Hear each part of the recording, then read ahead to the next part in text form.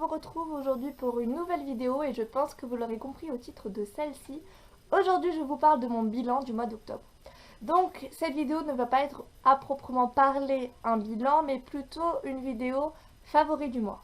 Donc je sais ça sonne très youtubeuse beauté mais pourtant non, je ne vais pas vous parler de maquillage aujourd'hui mais plutôt de livres, de séries télé, de musique et de tout plein d'autres choses.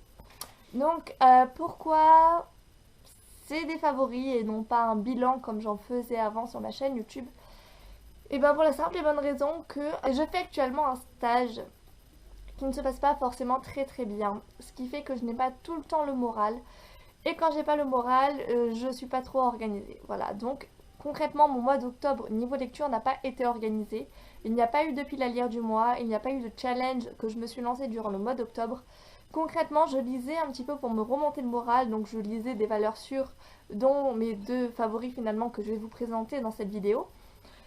Et voilà, du coup, j'ai pas trop organisé ce mois de lecture et ben, pour vous dire, je sais même pas combien de livres j'ai lus durant le mois d'octobre, donc ça c'est quelque chose qui est absolument rare parce que d'habitude je note tout sur un cahier, mais voilà, ce mois-ci j'ai rien noté sur le cahier, hormis pour le book haul que je vous ai déjà présenté. Ça, je me suis dit que c'est la seule chose que vraiment je tenais à faire. Et du coup voilà, on s'en fout de ma vie personnelle. Tout ça pour dire que maintenant, ça y est, je reprends vraiment les vidéos sur un bon pied. Je peux vous dire que pour le mois de novembre, tout va être organisé. Vous allez voir des nouveaux challenges arriver sur la chaîne. Vous allez voir une pile à lire plutôt bien fournie en plus de ça. Et du coup, dans cette vidéo, je vais uniquement vous parler de ce que j'ai préféré durant le mois d'octobre au niveau des livres, de la musique, des séries télé, bref, un petit peu tout ça, quoi. Donc je vais commencer cette liste de favoris en vous présentant, je pense, ce qui vous intéresse le plus, en tout cas dans le domaine de Booktube. Ce sont mes livres favoris du mois. Donc j'en ai deux ce mois-ci. Une qui a été une grosse découverte et qui est pour moi le début d'une très grande histoire d'amour, je pense en tout cas, avec l'auteur de ce livre-là.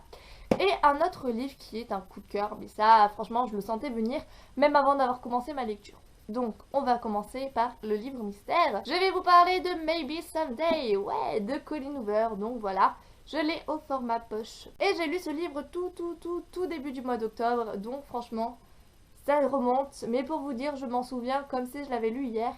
Et ce livre, c'est une pépite. Ce livre, c'est un coup de cœur. Ce livre, c'est un coup de foudre littéraire. D'ailleurs, c'est le nom de la vidéo dans laquelle je vous parle de ce livre. Donc évidemment, puisque j'ai fait une chronique déjà sur ce roman, je ne vais pas vous en parler, beaucoup en tout cas. Donc c'est de la new romance, c'est-à-dire de la romance pour adultes. Mais franchement, j'ai trouvé qu'il n'y avait pas trop de scènes de sexe, en tout cas il n'y en avait pas tant que ça. En plus de ça, l'histoire est vraiment portée sur le côté compliqué de la chose et non pas sur les relations sexuelles entre les divers protagonistes du livre. Et franchement, pour une situation compliquée, je peux vous dire qu'elle est très compliquée. Et ce qui est sympa, c'est qu'il n'y a pas qu'une seule intrigue, il n'y a pas qu'un seul point à dénouer, qu'un seul nœud à dénouer, mais vraiment plein de choses autour. Et voilà, c'est un coup de cœur, autant au niveau de l'écriture qui est très fluide, qui est addictive, qui est simple, qui donne envie de tourner les pages et des pages et des pages. Ce que j'ai beaucoup aimé dans cette histoire, c'est le thème, enfin les thèmes, dont la musique. La musique est partout en fait, la musique est vraiment omniprésente. Et ça va nous amener à mon favori numéro 2. Bon, c'était pas prévu que je vous le présente dans cet ordre-là, mais maintenant que j'y pense, ça paraît logique que je vous le fasse. Je vais vous parler du coup de mon favori en musique, qui n'est autre en fait que l'album inspiré du livre. Alors là, vous vous dites, comment ça, une musique inspirée d'un livre, de quoi est-ce qu'elle me parle? En fait, Colleen Hoover a fait, et elle nous l'explique d'ailleurs dans la toute première page, une collaboration avec Griffin Peterson.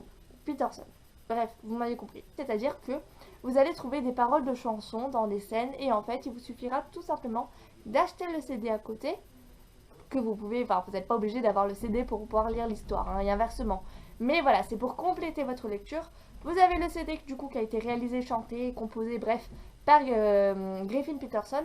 Et du coup, vous pouvez à la fois lire les paroles des chansons quand elles apparaissent dans l'histoire, et en même temps écouter la musique, et franchement, c'est génial. Donc là, ça nous amène du coup à mon favori musique.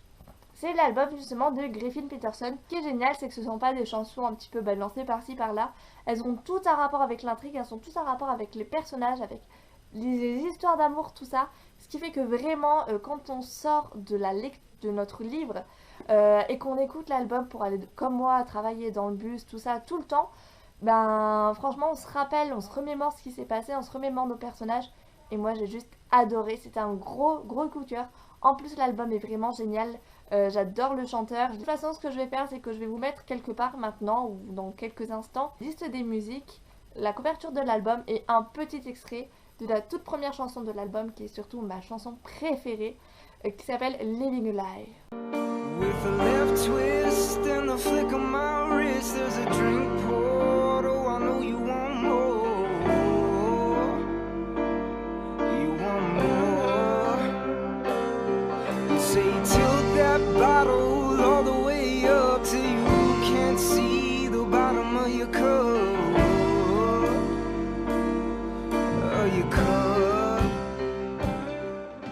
Et du coup, je vous recommande, si vous avez aimé l'album, de lire le livre. Si vous avez aimé le livre, de lire l'album. Bref, vous avez compris, c'est un très beau combo. Ensuite, le deuxième livre favori que j'ai lu du coup durant le mois, c'est Harry Potter et le prisonnier d'Azkaban, donc le tome 3 de la série. Et du coup, voilà, tous les soirs, j'avais mon petit plaisir de retrouver cette histoire, de lire des chapitres et des chapitres. Et ça pendant tout le mois d'octobre. Et franchement, waouh, quel coup de cœur. Et j'ai largement préféré, je pense, j'en suis même sûre, la lecture de ce livre plutôt que finalement le film. Parce que, je sais pas, on est plus plongé dans l'ambiance, on est plus plongé dans la vie de Poudlard, dans la vie de nos personnages. Après, j'ai un petit peu peur parce que je sais que tout le monde, enfin, la plupart des gens qui ont lu les Harry Potter ont eu ce tome-ci comme un gros coup de cœur. Et du coup, les tomes d'après ont été un petit peu moins bien. En tout cas, ce qui est sûr, c'est que je vais très vite, et là, voyez un petit clin d'œil pour ma pile à lire du mois de novembre, lire le tome 4 d'Harry Potter parce que moi, je veux retrouver Krum. Tout simplement. Voilà, donc le dernier favori du mois dont je vais vous parler, c'est une série télé. C'est la série Viking. Et oui, Viking. Et puis avec mon copain, on a décidé de regarder la série. Alors il faut savoir que quand je regarde une série avec mon copain, souvent soit j'arrête à la fin du premier épisode, soit je finis toutes les saisons. Voilà, nous on est comme ça, on passe d'un extrême à l'autre. Et là du coup on s'est dévoré 3 saisons en un mois. Donc vous l'aurez compris, on se projette totalement dans le passé, à l'époque des Vikings donc. Et l'histoire va graviter autour des membres d'un village viking. Et dans ce village, on va voir Ragnar Lodbrok qui va être un fermier, tout ce qu'il y a de plus banal. Et donc qui a femme, enfant, bref, une vie tout à fait paisible. Et puis le problème, c'est que dans ce village-là, le Jarl, donc le chef, décide tout le temps, tous les ans, de mener des raids contre des pays qui finalement ne rapportent rien à ces villageois. Et puis quand cette année, quand au début de la saison 1, le Jarl décide pour la énième fois de mener encore et toujours des raids au même endroit, eh bien Ragnar Lodbrok va se rebeller. Le mec il en a marre, il se dit c'est bon, de toute façon aller là-bas ça nous sert à rien, nous on veut découvrir de nouvelles terres qui vont nous rendre très riches. Qu'est-ce qui va se passer? Il va monter son petit coup et il va tenter de renverser le Jarl pour mener des raids, lui, à l'opposé, c'est-à-dire vers tout ce qui touche un petit peu à l'Europe, du coup aux terres chrétiennes. Et moi, ce que j'ai adoré, c'est que du coup, on a cet aspect vraiment historique où je me suis renseignée sur internet et on peut voir que cet homme a vraiment existé, même si on se doute bien qu'il y a quand même pas mal de fiction dans la série, et heureusement. Mais en gros, voilà, on se rapproche quand même des faits réels de l'époque. Donc moi je trouve ça franchement cool. Et ce que vraiment j'ai adoré dans cette série, c'est que les Vikings, nous on a une image d'eux barbares, cruels, méchants. Et là vous vous dites oui mais c'est une série portée sur les Vikings, donc ils vont être gentils. Ouais, non, je sais pas, franchement je ne saurais pas vous dire. Ce qui est bien dans cette série, c'est un peuple sauvage, tout simplement, c'est un peuple sauvage qui a sa propre culture. L'image des Vikings, les Vikings qui vont écraser tout le monde, qui vont égorger tout le monde, il va y avoir du sang partout. En fait, ce que j'ai aimé et ce que j'aime toujours dans cette série, malgré les 3 saisons qui viennent de passer, c'est qu'on ne sait toujours pas si ce sont des gentils ou des méchants. On se rend compte que chez Vikings, il y a quand même des Vikings bien, des Vikings moins bien, que même les Vikings bien, finalement, il y a des scènes où ils tuent tout le monde. Enfin, je veux dire, on est toujours perdu et ça change un petit peu de ces séries où il y a toujours le gentil et le méchant. Là, cette fois, tout le monde n'est pas gentil, tout le monde n'est pas méchant.